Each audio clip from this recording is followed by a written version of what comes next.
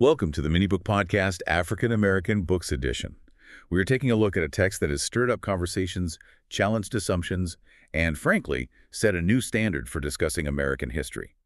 The book is Black AF History, The Unwhitewashed Story of America by Michael Harriot. We thank you for listening, and please consider subscribing for future content. And as always, after hearing this, we would encourage you to go out and purchase this book and support the author. Our mission today is to examine this groundbreaking text, which, as the author states, aims to unbend the funhouse mirror of America's past to show a history predicated on lies.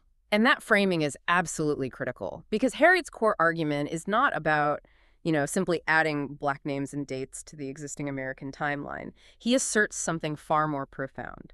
History, as a written record, can never be objective or unbiased because the perception of reality automatically prejudices all stories. So if the academic field of history, the people writing the foundational texts, has been overwhelmingly dominated by white men, what's the resulting narrative? Well, he argues that the resulting narrative is less history and more of a fable, precisely because that dominant group is, and this is his phrase, handicapped by the inability to see whiteness's impact.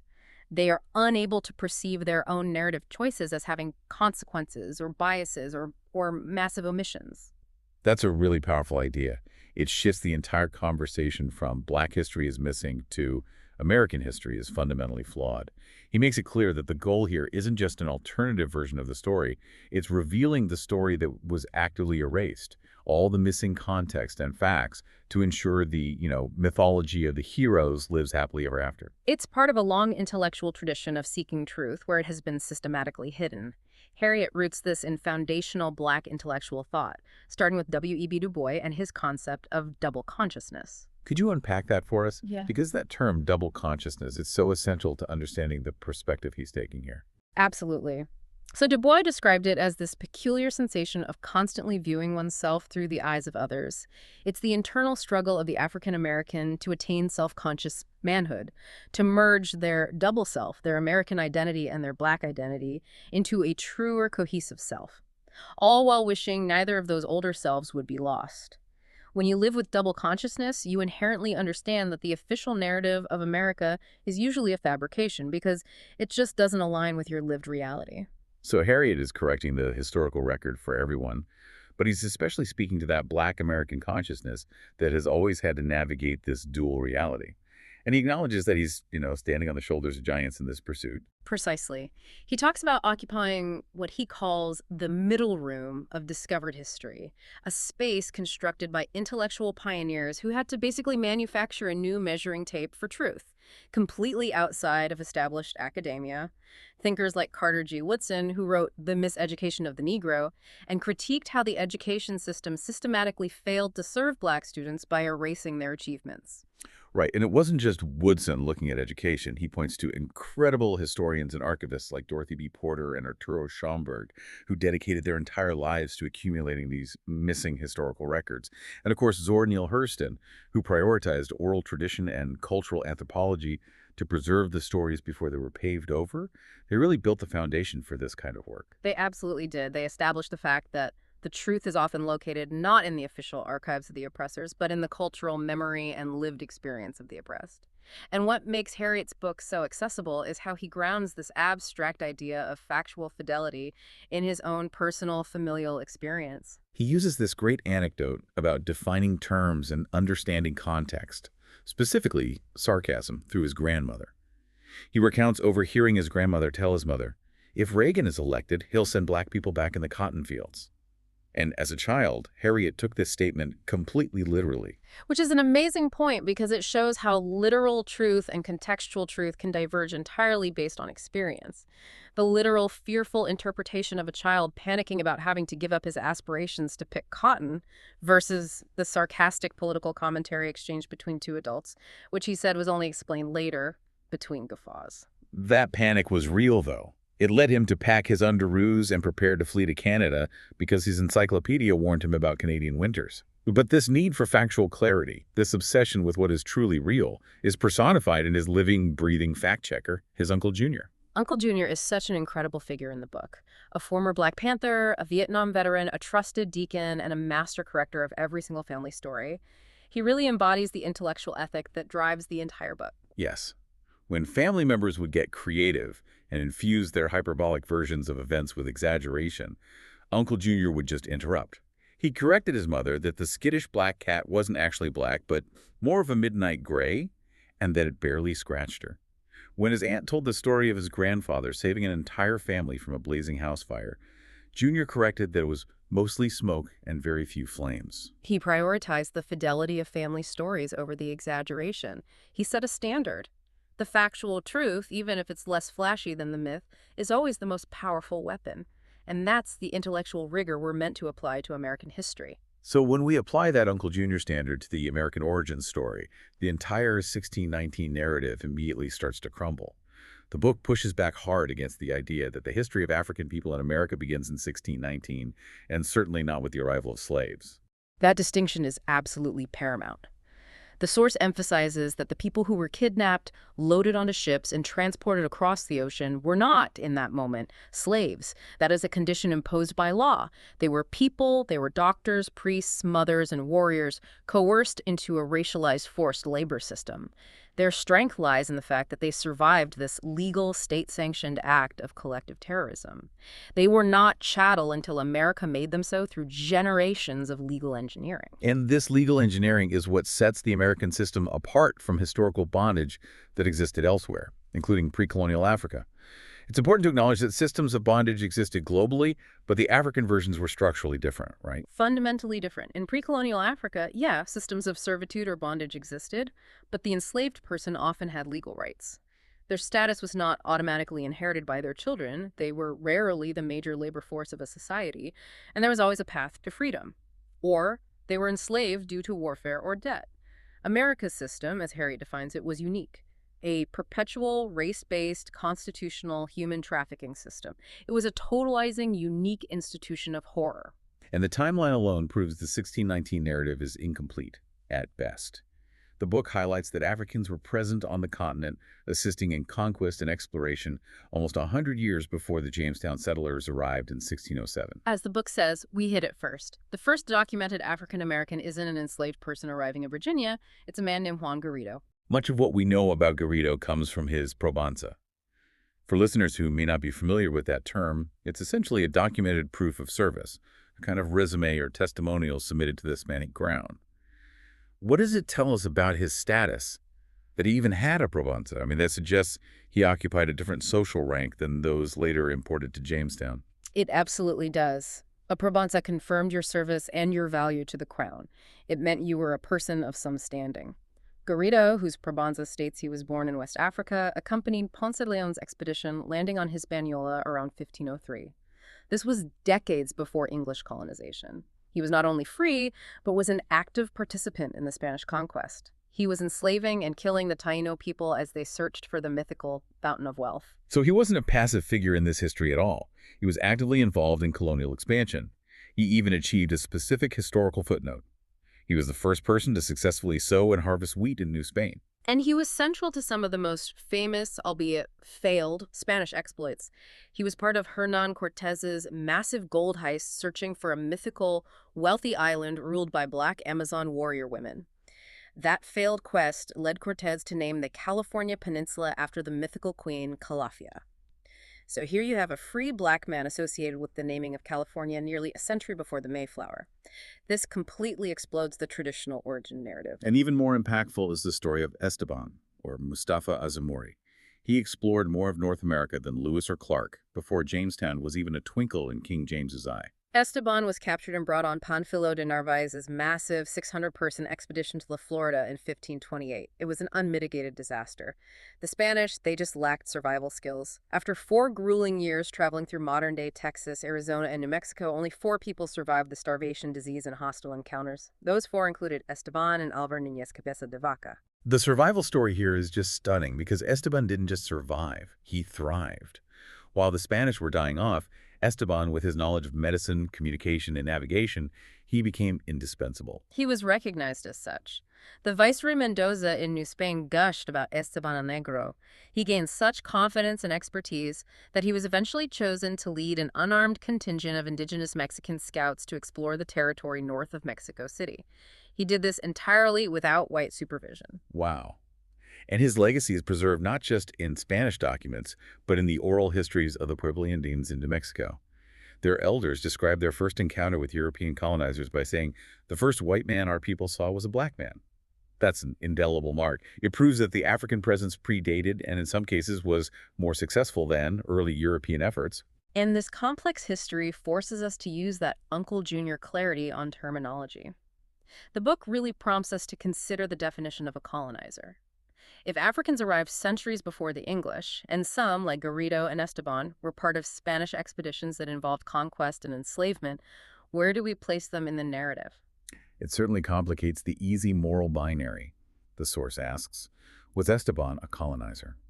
What about the enslaved Africans who were brought against their will, such as those on the earlier Ceylon expedition in 1526, who immediately rebelled and vanished into the local native communities? The essential takeaway here is that not all early Black presence was passive or solely victimized. It was complex, it was varied, and in cases like Garrido and Esteban involved the agency of survival and even participation in violent enterprises, even if they were coerced or, seeking their own freedom and advancement within a brutal colonial system. This history demonstrates that Black people were present, visible, and central to the continent's story from the very start, which directly undercuts the myth that they were simply an afterthought in 1619. Okay, so if the history of African presence starts in 1503, then the traditional story of America's creation, starring the idealistic, barrel-chested white saviors of Jamestown in 1607, it's already positioned as a myth. Harriot, applying that straight truth filter, shows the Jamestown experiment as an abject failure. It was almost laughably inept. This failure starts with the English reputation for being ill-suited for the hard work necessary for colonization. The book cites Roman consul Cicero advising against obtaining slaves from Britain because, and this is a quote, "they are so stupid and so unsuited for manual labor." That definitely sets the stage for a late, desperate endeavor. England's colonization was a last-ditch effort, primarily aimed at thwarting Catholic Spain after King Henry VIII split with the Catholic Church. Because of this break, they lacked the Church's crucial seed money that funded Spanish ventures across the Atlantic. Right. So they cobbled together the Virginia Company, and the goals set forth in the First Charter of Virginia are so telling. Secure gold, silver, and copper, and under the thin veneer of propagating of Christian religion to bring the infidels and savages to human civility. This was a transparent mandate. Stripped the indigenous population of their land, culture, and history in exchange for European conformity. But the settlers themselves were terrible at the actual work. They chose the worst real estate imaginable, a swampy, disease-ridden area, and they demonstrated a fundamental lack of hygiene, relieving their bowels in the same place they gathered their drinking water. It's just disgusting. And they quickly succumbed to sickness and starvation. 66 of the original settlers died before the first resupply even arrived in January 1608. And their arrival was immediately contested. They were met, arrows first, by King Wahunsenaka, whom the English called Powhatan. But what's often missing from this history is Wahunsenaka's initial strategy. He didn't initially annihilate them, even though he clearly had the capacity. He didn't. He saw the inept immigrants were struggling, and he provided food and assistance, believing, perhaps naively, that the two groups could coexist in peace. This was a sophisticated, humanistic approach that baffled the Europeans. That initial welfare program, as Harriot terms it, ended decisively when the English tried to pull a fast one. They attempted to trick Wahunsenaka into becoming an English vassal, subject to King James I. And Wahunsenaka responded with force surrounding the Jamestown settlement. Unable to hunt, fish, or gather, the settlers entered what's known as the starting time. Their supposed gold turned out to be iron pyrite fool's gold. The entire experiment was failing. They were running out of money, and back home, stories of the settlers resorting to people eating had earned them a terrible reputation. This desperation created the perfect demand for a radical solution. They needed a skilled, hardworking people who knew how to build a country from scratch, and they certainly weren't going to get that from London. The initial breakthrough came via John Rolfe. He survived a shipwreck in Bermuda and brought back West Indian tobacco seeds. The Virginia soil proved perfect, creating the first positive news for the Virginia Company since its inception. They finally had a cash crop. But a cash crop requires intense, organized labor. That's the Oh, key. And that labor arrived aboard the White Lion and the Treasurer in 1619, bringing the first enslaved Africans, including a woman named Angela. and that arrival, alongside abundant land and a profitable cash crop, transformed Jamestown from an abject failure into an unprecedented success. Harriot's image, Earth, Wind, and America, August 23, 1619, drives home the true founding date of the economic engine of America. The nation was built on the intersection of cash crop, stolen land, and stolen labor. So once the English had the labor and the cash crop, the legal project began. How to solve the labor shortage permanently and cheaply while maximizing profits. Right. Virginia initially offered the headright system 50 acres of land for every immigrant brought over. Initially, this included Africans, and some of them, like Anthony Johnson, successfully gained their freedom and even owned land and white indentured servants themselves. But the colonizers quickly became skilled loophole finders to eliminate that path to freedom. And the legal innovation that created perpetual American slavery, the system we recognize today, arrived in 1662. Virginia passed a law that implemented the Latin concept of partus sequitur ventrum. That phrase is a mouthful. Could you break down the legal and philosophical shift that phrase represents? Certainly, partus sequitur ventrum translates literally as that which is brought forth follows the womb. The 1662 Virginia law declared that all children born in this country shall be held bond or free only according to the condition of the mother. This was a foundational piece of legal terrorism. Why was this law so critical to the American system? It wasn't just about labor, it was about ensuring perpetuity, right? Exactly. Before this, in most systems of bondage, including indentured servitude, the status of the child typically followed the father or was determined by social status. If a white man impregnated an enslaved black one, the child might have a claim to freedom or a reduced term of servitude. The 1662 law solved that problem for the enslaver, ensuring that the child of an enslaved mother was also automatically a slave, perpetually. So it simultaneously created an intergenerational workforce and protected the property rights and legitimacy of the white landowning father, who was often the one committing the sexual violence. It was a devastating legal innovation that redefined human bondage globally. It made American slavery unique. It was intergenerational, perpetual, and explicitly race-based, specifically targeting the Negro woman. This single law ensured that the labor shortage was over and the supply of human capital would be self-regenerating. And this legalized theft of labor-fueled expansion, with land secured through the headright system, now offering land for importing black people who would never be free, the capitalists capitalized. In the 25 years following that 1662 law, the number of Africans shipped to Virginia just exploded. And this blueprint was perfected by South Carolina, which became the template for America's entire pseudo-democracy. A system built entirely on the systematic theft of labor and, crucially, intellectual property from West Africa. The story of race cultivation is a perfect example of that stolen intelligence. When the Drayton family sought to cultivate rice, they didn't rely on the agricultural ignorance of English farmers. They specifically raided Sierra Leone and the West African rice coast to pilfer the people who possessed the specialized knowledge necessary to make the crop viable. It highlights the absolute necessity of African ingenuity for American success. The English settlers simply did not know how to farm the swampy lowcountry. But the enslaved people, many of whom were rice farmers, irrigation experts, and botanists in West Africa, they persevered and saved the entire Carolina economic system. They utilized complex tidal irrigation techniques the Europeans couldn't even fathom. And their innovation didn't stop at methodology. They literally created the tools of production, right? They did. They built specialized agricultural tools and developed unique techniques like using the local Carolina sweetgrass to weave sophisticated winnowing baskets, the fanners, instead of the palm leaves they used in Africa. These baskets were essential for separating the rice from its hull. They also constructed handmade mortar and pestles. Their expertise was the only reason the Carolinas became the wealthiest colony in North America. South Carolina then innovated another system that, ironically, inadvertently allowed a new culture to emerge: the task system. Yes, under the task system, once an enslaved person completed their assigned daily labor, their task, they were allowed to work unsupervised for themselves. This created a crucial, albeit tiny, white man-free vacuum of time and psychological space. And within that tiny space, a powerful new Creole culture emerged known as Gullah, a hybrid of African and Caribbean traditions that persists to this day in the Sea Islands. Their Creole language, which blended various West African dialects, became an essential tool of survival and resistance.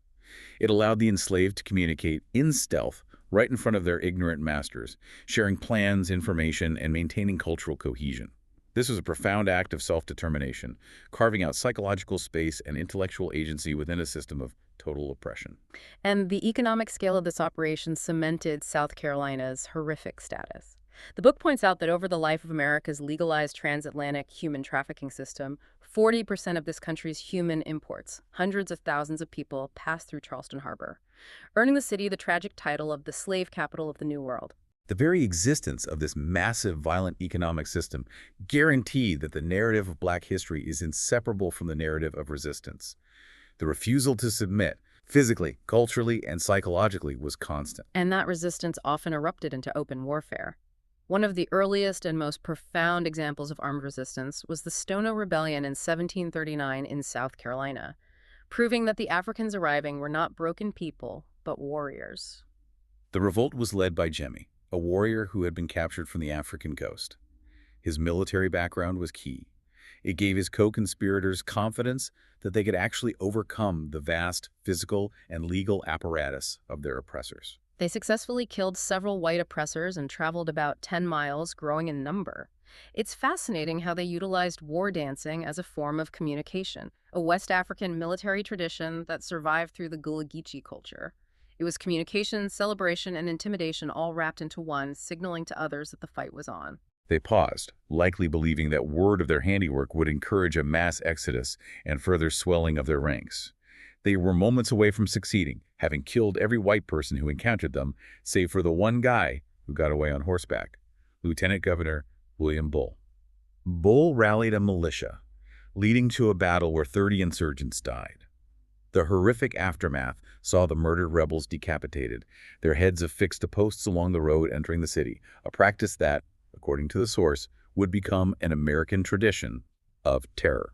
And the fear this uprising instilled was so widespread that it immediately resulted in legislative action, the Negro Act of 1740. This act explicitly banned Black captives from writing, gathering in groups, and worshiping together. It was an intentional attempt to eliminate any possibility of organizing, communication, or intellectual life. So the violence of Stono led directly to the Negro Act of 1740, attempting to stifle all forms of Black assembly. But when overt legal force wasn't enough to stop the yearning for freedom, the institution turned to something else: psychological erasure and pathologizing the desire for liberty. Exactly. They invented drapetomania. This was a racist pseudopsychology developed by a bunk physician, Samuel Cartwright. He claimed that slaves running away was not a natural response to being violently oppressed, but a disease of the mind, a medical disorder that turned them into thieves and vagrants. The perverse logic of this is astonishing. By framing freedom as a sickness, it justified continuous violence. The enslaver wasn't being cruel, he was administering a cure for a medical disorder, protecting his property rights, which were viewed as paramount to individual freedom. But despite the medicalized terrorism, resistance was always interwoven into the fabric of enslaved life. We see this most clearly with the Maroons, the escaped slaves who lived outside the plantations in self-governing communities. The undisputed king of the Maroon bandits in South Carolina was Forrest Joe in 1821. Forrest Joe was elusive, charismatic, and chronically ill with stage 5 drapetomania, as Harriot humorously puts it. The militia was so frustrated by their inability to catch him that they claimed he knew magic or was impervious to bullets. He was a strategic genius. He created an intelligence and disinformation network. Accomplices would carry out raids, but attribute them to Joe, enhancing his heroic, mythic status, terrifying the white population, and inspiring countless others to run and follow his path. The rumors were often more powerful than the man himself. Another incredibly powerful, albeit tragic, act of defiance was the Igbo landing in 1803. This wasn't flight. It was a total rejection of the captor's world. Captured Africans, led by a chieftain, broke their chains when the ship reached shore in Georgia and calmly walked into the sea, drowning themselves en masse rather than being enslaved. They marched chanting, "The great river of Omambala brought us. The great river of Omambala will take us home."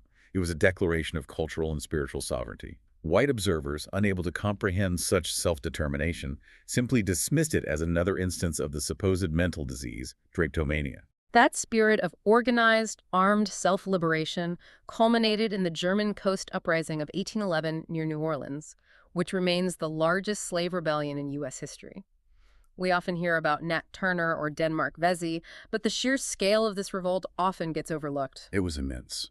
Planned by newly arrived Africans, Cook and Kwamana, who were schooled in guerrilla warfare, alongside Charles Dillon, a trusted Creole mulatto supervisor. Hundreds of people marched, carrying flags, leaving by the motto, Vivre libre ou mourir, live free or die. That's open warfare. The revolt led to the killing of 2 white men, including Francois Trepanier, who was hacked by Cook. The immediate response from the planters was swift and brutal, involving extrajudicial tribunals and executions, with the heads of the executed displayed on poles as a terrible example along the river road. And here's the profound, almost cynical connection the book draws. The paranoia and fear this uprising instilled led local plantation owners and planters to take their militia duties seriously. This enhanced militia training in the New Orleans area contributed directly to the decisive American victory in the Battle of New Orleans in 1815. So, the single largest act of armed black resistance against the system inadvertently helped the U.S. secure a major military victory in the War of 1812. That irony perfectly embodies Harriot's thesis that black sacrifice and ingenuity, even in resistance, is foundational to America's success. The power of black people in America wasn't just shown in armed resistance. It was also about building institutions and innovating, often right under the noses of the people trying to suppress them. One stunning example comes from early colonial Boston and the smallpox epidemic, where African medical knowledge saved the city. This involves Onesimus, an enslaved African given to the prominent Puritan minister Cotton Mather in 1706. When Mather, who was obsessed with finding a cure for smallpox, inquired about the disease, Onesimus didn't describe a cure, he described an inoculation procedure. Right, he had a scar and explained the specific African surgical procedure that inoculated him against the disease. He described cutting himself and rubbing pus from a smallpox sore into the cut to gain immunity. Mather's initial reaction was pure racist disbelief. He couldn't accept that his enslaved person possessed medical knowledge superior to anything in Boston. However, years later, Mather read a European medical journal that confirmed the practice of inoculation was being used in Constantinople, which aligned perfectly with Onesimus's background. That's the critical moment. He only trusted the information once it was validated by a white European source, even though he had the evidence living right under his own roof. Exactly. Mather eventually followed Onesimus's instructions and convinced one physician, Dr. Zabdiel Boylston, to try it. Boston's religious elite argued that it was immoral to interfere with divine providence, but Boylston inoculated around 280 people. In the 1721 smallpox epidemic, the inoculated group saw only a 3% mortality rate versus the 14% overall rate. It's astonishing. The first proven medical breakthrough in American history came directly from the stolen knowledge of an enslaved person whom the Puritan elite initially dismissed. It's a microcosm of the entire country, built on black ingenuity, that white society only accepts once they've filtered or claimed it. And that struggle for intellectual and institutional self-determination was most pronounced in the black church. The entire Virginia Charter justified colonization by propagating of Christian religion, but this religion was immediately weaponized. The law was clear. Virginia's 1667 law stipulated that baptism does not exempt them from bondage. The Anglican Church, through the Society for the Propagation of the Gospel in Foreign Parts, went out of its way to assure slave owners that converting an enslaved person to Christianity does not make the least alteration in civil property. And the most blatant attempt at mind control was the creation of the Slavery Bible, printed in 1794. This censored version was designed specifically to enforce obedience. How extensive was the censorship? I mean, they didn't just tweak passages, they excised entire foundational narratives of liberation, right? It was radical censorship. They removed 90% of the Old Testament and half of the New Testament. They excised seditious passages like the entire story of the Israelites' escape from Egypt, the Exodus narrative, and they specifically removed Exodus 21.1c, which condemns man-stealing. But they carefully preserved passages that enforced subjugation, like Ephesians 6.5. Servants, be obedient to them that are your masters according to the flesh. But the black church became defiant. It became a powerful, necessary counter-institution. It blended African folk beliefs like hoodoo and voodoo with Christianity and retained, for many, elements of Islam, such as those who prayed 5 times a day facing east. Early congregations, like the First African Baptist Church of Savannah in 1773 and Silver Bluff Baptist in 1774, they emerged as defiant oases of freedom and self-governance. These churches were far more than religious institutions. They were political and educational hubs. We see that political function with figures like Denmark Vesey, a literate businessman and leader in the AME Church, who used the church as the hub for organizing his eventual planned rebellion.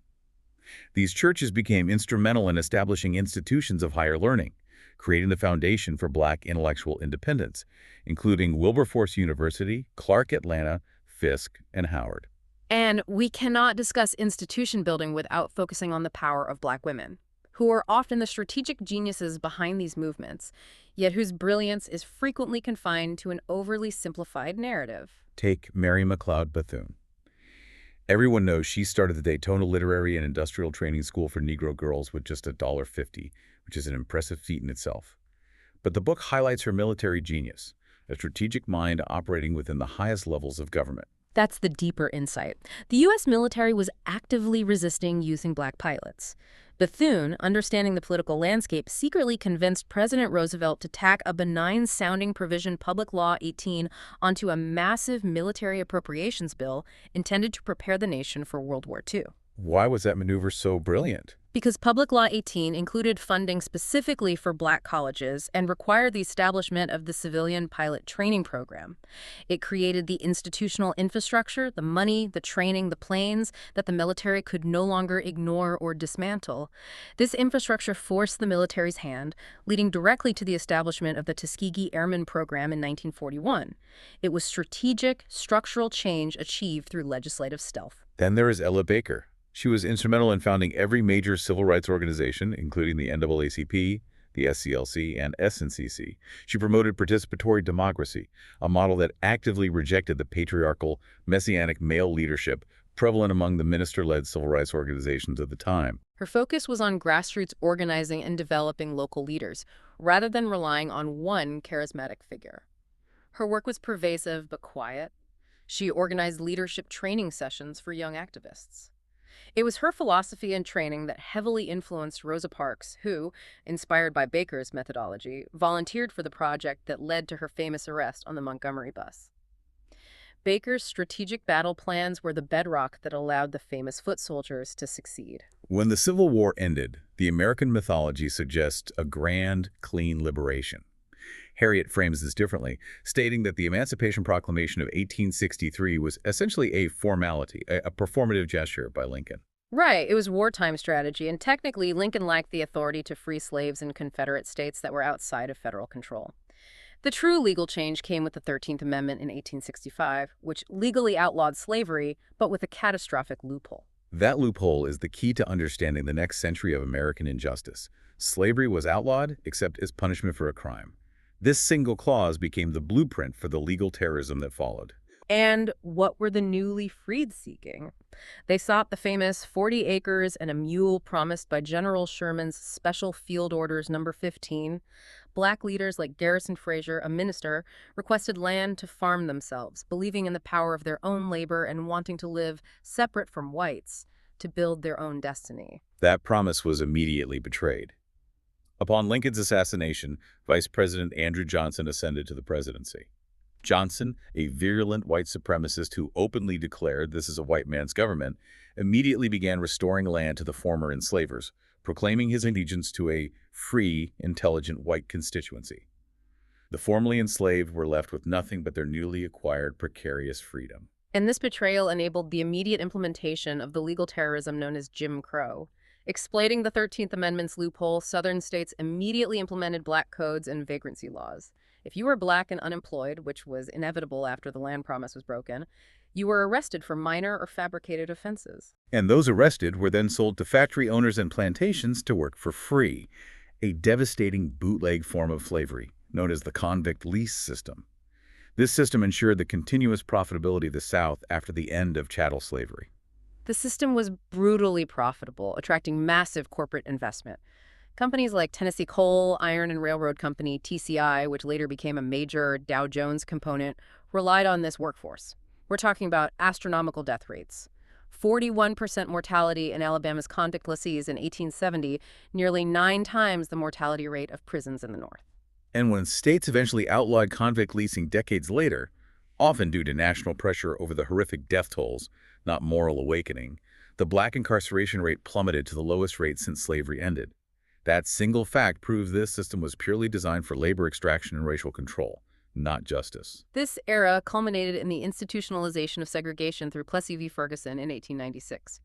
Tell us about the strategy employed by the resistance group, the Comité des Citoyens in New Orleans. This was a deliberate legal test engineered by the Comité des Citoyens, a group of educated, politically active Creoles of color.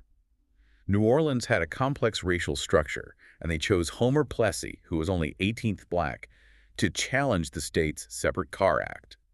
They actively informed the train company that Plessy was going to test the law, ensuring a clean legal challenge. Plessy's test aimed to prove the flaw in the logic, that separation based on race cannot be equal. But the Supreme Court upheld separate but equal, institutionalizing legal segregation and providing the legal cover for Jim Crow across the nation. The Supreme Court's language was dismissive and chilling. Justice Brown, writing the majority opinion, argued that it would be running the slavery argument into the ground to apply the 13th Amendment to every act of private or state discrimination. This was a judicial endorsement of the idea that Jim Crow was an inconvenience, not a continuation of bondage. Amidst this legal, economic, and physical terrorism, Ida B. Wells emerged as a radical truth-teller who redefined the narrative of racial violence. She was spurred into action by the People's Grocery lynchings in 1892 in Memphis. This was a clear case of economic terrorism. Thomas Moss, a successful black postal worker, and his partners opened a grocery store that directly competed with a white-owned grocery. The white owner orchestrated Moss's murder and the murder of his partners to eliminate the business competition. And Wells immediately and fundamentally reframed the lynching epidemic. She challenged the popular narrative, which was aggressively pushed by powerful figures, including some white suffragists like Frances Willard, that lynching was necessary to protect white women from uncontrollable black rapists. Her research was groundbreaking because it was fact-based. In her 1895 pamphlet, The Red Record, she proved that only about a third of victims were even accused of rape. The vast majority of lynchings were for minor social transgressions, economic success, or political assertiveness. She exposed lynching not as a moral response to crime, but as a deliberate tool of economic and racial terrorism. She reframed it as America's problem, not just a Southern one, exposing the complicity of the North. Her activism was radical, urging black people to arm themselves for self-defense, famously stating that one had better die fighting against injustice than to die like a dog or a rat in a trap. This atmosphere also defined the political shift that created the modern political landscape we recognize today.